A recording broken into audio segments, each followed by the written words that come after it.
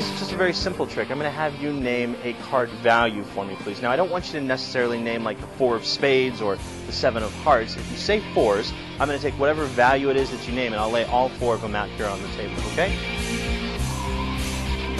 That's the club, that's the heart, that's the spade, and that's the diamond, okay? Greg, if you don't mind helping me here. Max has made a decision on the jacks. I'd like you to name any suit that you'd like. Okay. Clubs. Clubs. That's these ones right here. Is there any reason that you left the club on the table? I'm not questioning your decision. I was just curious as to why you would have left that there. In fact, Max, is there any reason that you would have chosen the jacks? Not really. I'm really happy you did, because all of these ones would have been blank.